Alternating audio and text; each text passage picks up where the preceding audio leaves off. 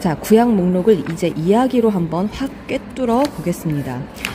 창세기부터입니다. 자, 일단 그 전에 이 사진, 그림, 지도 잠깐 보시면 학교에서 메소포타미아 문명 이렇게 들었던 바로 그 곳을 배경으로 해서 이렇게 성경의 이야기가 펼쳐지고 시작이 됩니다. 자, 창세기입니다. 창세기, 창조, 인류의 일반 역사가 시작됩니다.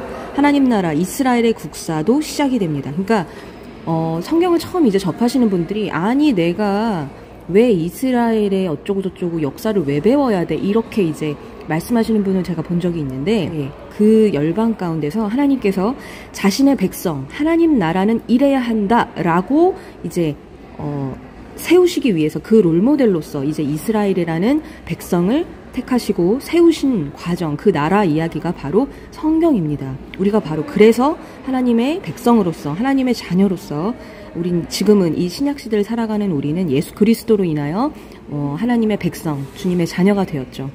그렇기 때문에 그 하나님, 모든 그 첫 시작을 이해하기 위해서라도 우리가 바로 이 성경을 읽어야 하는 것입니다. 자, 창세기는 창조, 그러니까 창조라는 말 자체가 하나님이 없으면 있을 수가 없는 단어입니다. 네.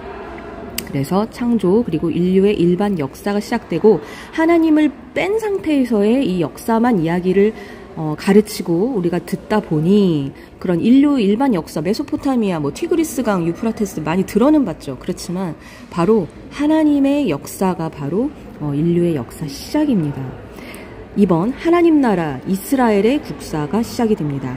아브라함이라는 한 사람을 택하셔서 바로 그 사람을 부르시고 그의 믿음을 이제 기뻐하시면서 이제 이 한 사람을 통해 한 나라를 세우시고 이제 이끌어 가시는 그 이야기가 이제 펼쳐집니다.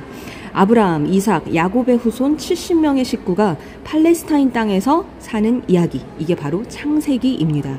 이집트로 이민을 가면서 끝나게 됩니다. 여기 성경에는 보통 애굽이라고 표현이 되죠. 영어 성경 보시면 이집트라고 써 있습니다. 자, 바로 이 동시대 창세기에 발생하는 또 탄생하는 책이 바로 욥기입니다. 동시대의 책이 바로 욥기라는 사실 기억하시면 좋고요. 그러나 어떤 연관성이 막 있진 않습니다. 욥이라는 사람과 이 창세기의 스토리와 연결이 막 되지는 않는다라는 정도로 알아두시면 되고요. 그러나 같은 시대 이야기이다. 그 다음 창세기 다음에 출애굽기입니다. 출애굽기 이집트에서 400년간 아브라함의 후손들이 번성하는 이야기. 하나님 나라의 국민입니다. 그러나 무슨 상태일까요? 노예 상태입니다. 제가 깜짝 놀랐던 최근에 그 주만나 그 큐티를 통해서 알게 된 너무 놀라웠던 사실은 야곱의 후손들이 이렇게 노예 상태로 400년을 살고 있는 동안 에서의 후손들 있죠. 에서의 후손들은 되게 잘 먹고 잘 살았던 거예요. 저는 와 그거를 처음 알았어요. 그러니까 보통 우리가 세상적으로 어떤 성공하고 이런 모습들을 보면서 그것이 하나님의 어떤 복을 받은 전부인 것으로 우리가 착각하고 오해할 때가 많지만 저는 이 역사 자체가 너무나 놀랐던 거예요. 이집트에서 아브라함의 후손들이 노예 상태로 살고 있을 때 에서의 후손들은 세상적으로는 되게 잘 먹고 또 잘 살고 그들도 번성을 합니다. 그러나 우리의 키워드는 뭐예요? 바로 하나님 나라, 하나님 나라의 국민으로서의 그 정체성, 바로 그것의 맥을 이어가는 것이, 그것을 짚어가는 것이 바로 성경이라는 것입니다. 자, 출애굽기. 자, 이때 바로 이제 노예 상태에 있던 바로 이들을 이제 내 백성, let my people go 하는 그 장면, 바로 이제 모세라는 지도자가 이때 탄생을 합니다. 정치적인 문제로 이집트에서 이제 쫓겨나, 원래 이집트의 왕자로 컸어요.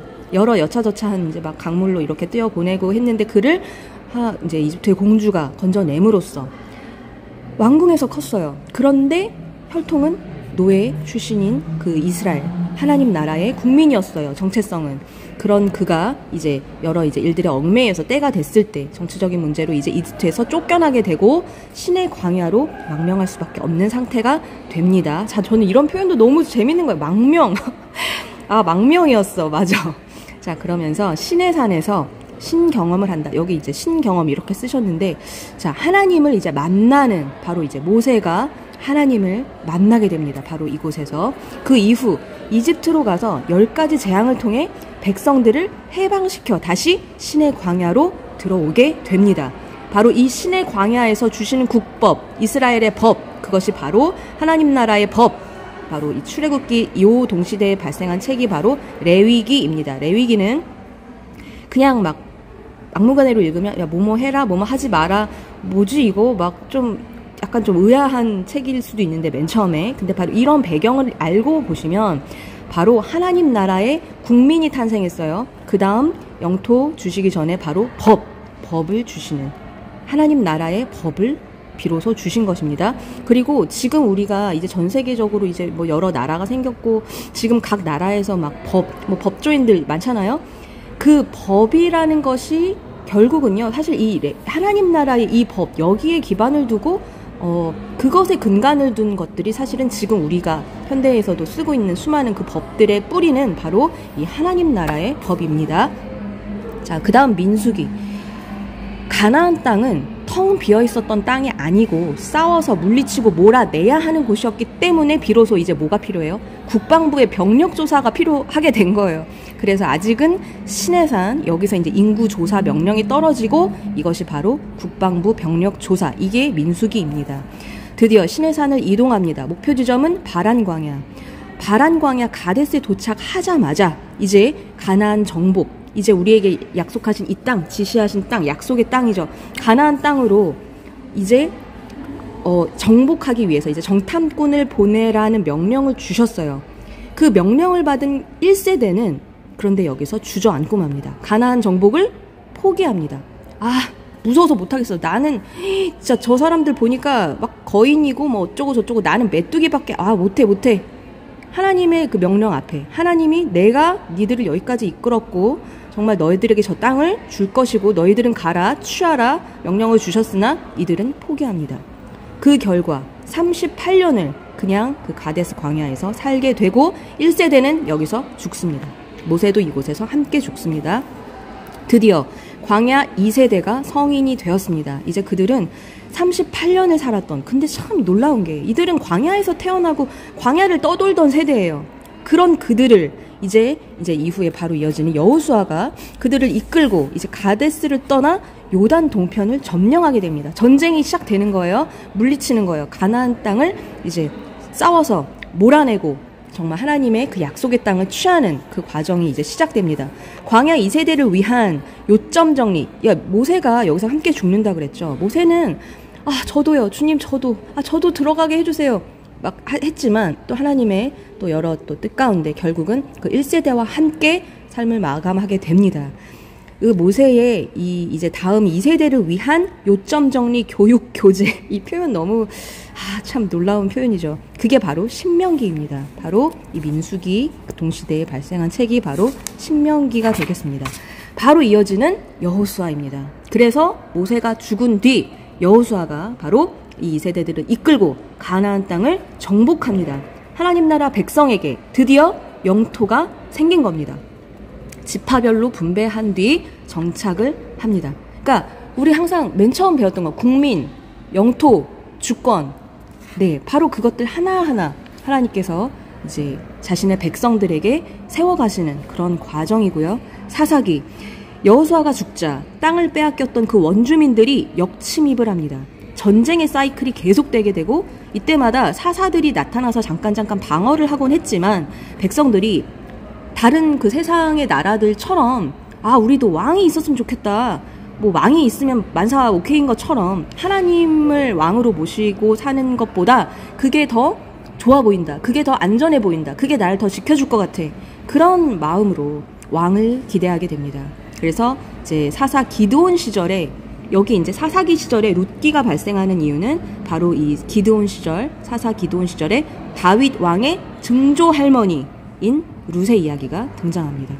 그 다음 이어지는 사무엘상하. 백성들의 소원대로, 그래 알겠어, 하나님께서 왕을 주긴 주시죠.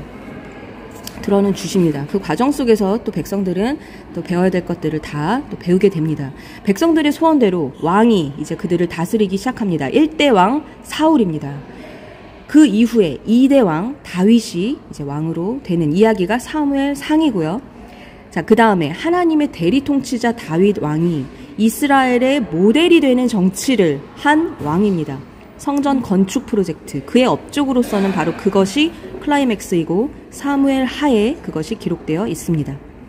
성전에서 드려질 제사 문화, 즉 예배를 말합니다. 이 예배의 컨텐츠를 개발합니다. 그게 바로 시편이에요. 신앙을 정리한 글들이 문헌으로 남게 됩니다. 그래서 이 사무엘 상하 때 탄생한 바로 그 신앙을 정리한 예배 컨텐츠 말하자면 그게 바로 시편인 것입니다. 저는 맨 처음 성경을 읽었을 때 이 시편 부분을요, 사실은 좀 부끄럽지만 약간 소홀히 여겼어요. 그러니까 뭔가 너무 그냥 무슨 개인 고백 같고, 이게 진짜 어떤 이 역사 흥미진진한 이런 상황 속에서 뭐 얼마나 엄청난 그런 의미를 제가 크게 부여하지 못했어요. 그랬는데 바로 이것이 이런 배경 속에서 등장한 바로 이 역사석 가운데 이 신앙을 정리한 글, 그러니까 하나님께서 그 모델이라고 하셨잖아요. 다윗이 너는 내 마음에 합한 자다. 정말 우리가 하나님을 경배하고 예배자로서 주님을 사랑하는 사람으로 이 땅을 살아갈 동안 이렇게 살아가야 된다라고 보여주신, 말하자면 일기장 같은, 그게 바로 시편이었다는 걸 깨닫게 됐어요. 이 성경 공부를 통해서. 자, 그래서 시편 정리하자면 성전에서 드려질 예배 컨텐츠, 그게 바로 시편입니다. 자, 사무엘 상하. 자, 여기까지. 자, 여호수아, 사사기, 사무엘 상하. 그 다음은 열왕기 상하입니다. 열왕기 상하. 다윗의 아들 솔로몬이 다윗의 유언을 따라 성전 건축을 완성합니다. 또한 다윗의 문화를 배경으로 잠언, 전도서, 아가서 같은 문건이 이때 발행이 되고요. 그런데 솔로몬이 결국 배교를 합니다. 솔로몬의 아들 르호보암 때는 나라가 쪼개집니다. 남북으로 분열되어 흘러가는 역사의 성격은 우상도 섬기고 하나님도 섬기는 혼합주의였습니다. 자, 그래서 망하게 되는 거예요. 결국 멸망을 향해 흘러가는 그 왕들의 역사 속에 선지자들이 이제 그 나라의 미래를 예언하면서 야! 니들 그러다 망한다 라고 계속 외치는 그 예언서들, 예언자들의 기록, 그게 바로 예언서 12권, 오바댜, 요엘, 아모스, 요나, 호세아, 이사야, 미가, 나훔, 스바냐, 예레미야가, 그리고 하박국, 이렇게 예언서 12권입니다. 그러다 정말 북이스라엘은 결국 아수르에 망하고 조금 이후에 남유다는 바벨론에 망하게 됩니다. 이때 예레미야는 본국 예루살렘, 자, 무대 A, B가 됐는데, 자, 여기는 본국이고요. 여기는 끌려간 곳이에요. 본국 예루살렘에서 망국의 과정을 함께 겪는 리더 예레미야. 같은 시기 끌려가서 무대 B 바벨론에서 포로로 끌려간 상태에서 그 포로 공동체를 이끄는 리더 다니엘과 에스겔입니다. 그래서 이 열왕기 상하 요때 이렇게 기록이 되는 책들이 다니엘과 에스겔입니다. 흥미진진하죠. 자, 그 다음 열왕기상. 자, 그래서 이제 역대상으로 넘어가. 역대상하, 에스라, 느헤미야인데요. 예언자들, 특히 예레미야의 예언대로 근데 어떤 일이 일어나냐? 포로로 끌려가서 끝나는 것이 아니라 70년이 지나자 포로들은 이제 정말 본국으로, 그 예언했던 그대로 본국으로 귀환하게 됩니다. 그래서 돌아온 예루살렘에서 성전을 재건하기 시작하고, 그러나 방해가 있겠죠. 사마리아인들의 방해로 중단이 되고, 그러나 이때 누가 독려하고 응원해요? 학개, 스가랴. 이 선지자들의 격려로 결국 완공이 됩니다. 학개, 스가랴. 그러고 나서 큰 사건, 바로 그 이제 에스더, 그 바벨론 땅 페르시아 제국에서 터진 그 사건이 바로 에스더 사건입니다. 하만이 유대인 모두를 몰살시키고 다 학살해서 죽여버리고자 했던 바로 그 사건. 그러나 하만 자신이 장대에 매달려 죽게 되는 바로 그 승리. 유대인 민족들이 지금도 그 때가 되면 그 절기 이름 뭐죠? 갑자기 까먹었는데, 네, 그때마다 읽는 바로 에스더가 요때 이제 그 사건이 이곳에서 벌어지게 됐고요. 바로 이때 페르시아에서 에스라가 이제 성경을 가르치는 학자로서, 모세오경의 학자로서 부상을 합니다.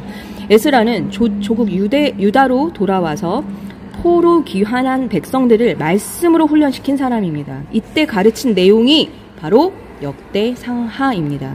그러면서 포로의 귀한 역사를 정리한 것이 이것이 에스라라는, 우리가 읽고 있는 에스라 부분입니다. 이즈음에 느헤미야도 페르시아에서 돌아오고 국방 강화라는 프로젝트에 필이 꽂힌 그는 전쟁 때 무너졌던 성벽을 개축합니다. 그러니까 성벽 건축하면 우리가 느헤미야 이렇게 떠올리듯이, 그래서 요런 배경에서 성벽을 개축하고요. 에스라와 함께 포로 귀한 백성들을 지도하게 됩니다. 자, 이제 마지막, 그래서 구약의 마지막 선지자 말라기, 바로 이 상황에서 메시지를 받습니다. 크고 두려운 여호와의 날이 임할 때 엘리야를 보낼 것이라는 예언입니다. 바로 이 구약은 엘리야를 기다리며 거대한 이제 대장전, 큰 커튼을 이제 내리며 마무리하게 됩니다. 이때 말라기가 기록되는데, 자, 크고 두려운 여호와의 날, 이때 임할 엘리야, 누구죠? 신약을 열어가는 누구? 세례 요한입니다. 자, 이 모든 이 성경, 구약은 결국 주 예수 그리스도 하나님께서 인간의 몸으로 이 땅에 오실 바로 그 사건, 신약을 시작하는 바로 그 사건을 향해서 대장정이 아주 흘러가게 되는 그 내용이 바로 창세기부터 이 말라기까지의 구약이 되겠습니다.